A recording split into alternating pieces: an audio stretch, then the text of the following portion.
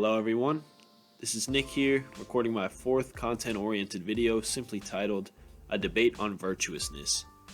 Hope you all had a good day up to this point, and I'm super excited to get into this topic. This is probably going to be a little bit different than my regular in-depth content, because in this video, I wish not to go into detail on what virtue is, its origin, its significance, not really those kinds of things. Rather, I want simply to propose the debate, offer some key points to either side, and see where it goes. Anyways, let's go ahead and dive right in. So just for a quick summary so we're all on the same page, a virtue is opposite to a vice. Most affiliated with the Christian religion, a virtue is a display of high morality, something that is more or less universally good, while a vice is, in a nutshell, a sin. There are 7 main virtues in Christianity. I'm going to go ahead and list all 7. Courage. Temperance, which is using moderation. Hope. Prudence, or self-discipline. Faith. Justice. And last but not least, love. Specifically love for your neighbor, aka giving charity. So let me give you a hypothetical of what might be virtuous. For example, and I am intentionally sparing some details, an act of virtue would be for a police officer to remove an immediate threat from an unarmed, innocent citizen. How the threat is removed or what the threat is doesn't really matter for this example. What's important is that the courageous, justice-seeking action by the police officer is, in itself, virtuous. But when we consider virtue and judge the morality of an act, should there be more taken into consideration? Let's go back to the example. There's a criminal who has a weapon. He wants to get a large sum of money, exhibiting greed, which is a cardinal vice, and after devising a meticulous plan where the money will be placed in a getaway vehicle so he can escape, the criminal grabs a bystander from the street, putting his plan into action whilst putting the weapon in a fatal position, followed by making his demand heard around the city.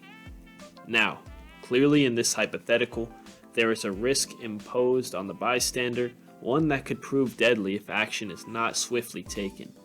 This act committed by the criminal is quite obviously malevolent and should not be taken lightly. Some witnesses then call upon the police, who arrive shortly thereafter. Our hero soon arrives and calls to the criminal and demands he release the bystander immediately. The criminal laughs and responds with demands of his own, adding the bystander will not be harmed once his demand is fulfilled. Though failure by the police to act will result in the bystander's death. The police then do as told, acquire the sum of cash, and reluctantly place it in the criminal's escape vessel. Meanwhile, our hero makes sure to keep a steady aim towards the criminal. One small slip, and the criminal will face a deadly blow. The police demand the bystander be released now, as their end of the bargain has been completed, though the criminal has other ideas. He lets out a devious laugh, and claims she will be released once he is safely in his getaway.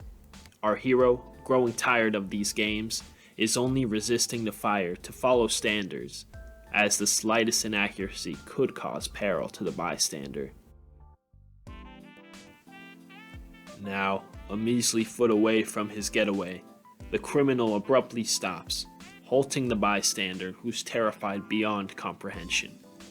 The criminal then looks at our hero, puts on a malevolent grin, and announces he is going to kill the bystander in 3, 2,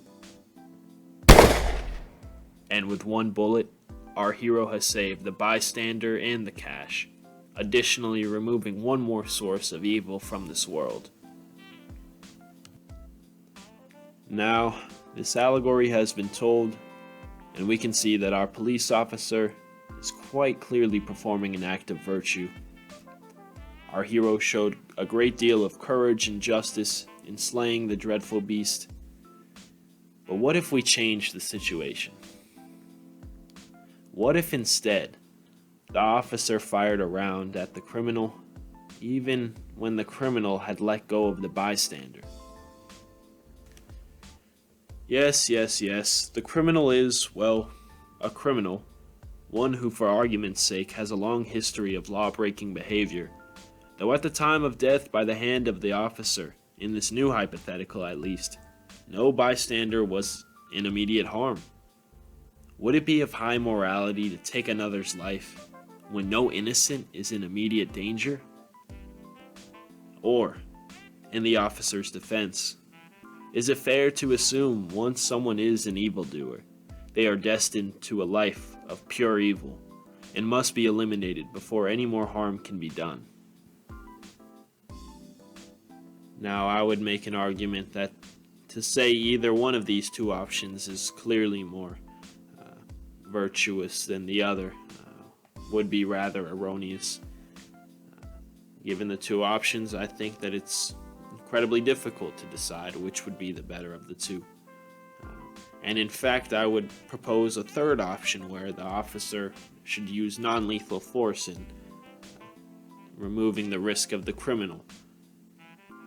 However, to talk about the philosophy and implications of such a decision would likely take up the remainder of this video.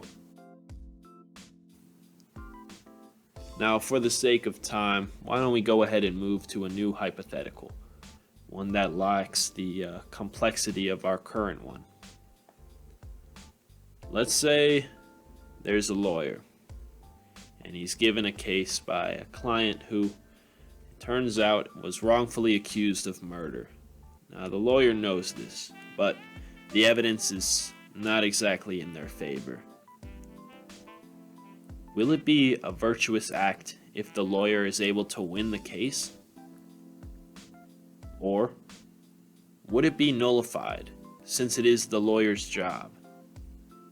In other words, does the motive behind an act determine its virtuousness, or is simply performing an act that could be deemed virtuous all that's needed to be taken into account?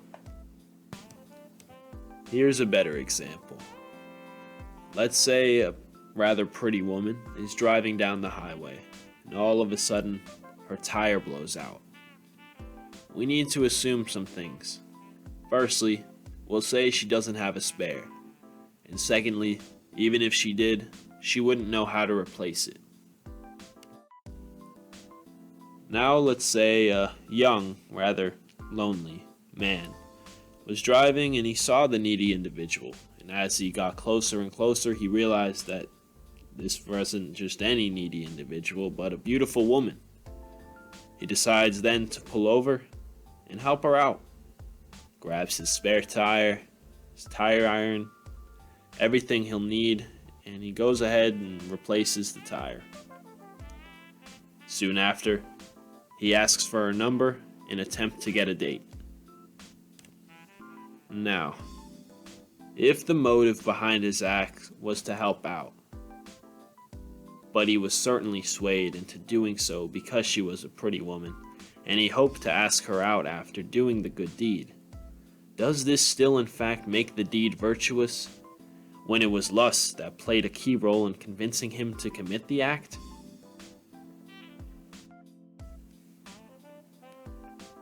So, what do you think? On one hand, he does the right thing and helps out the woman in need.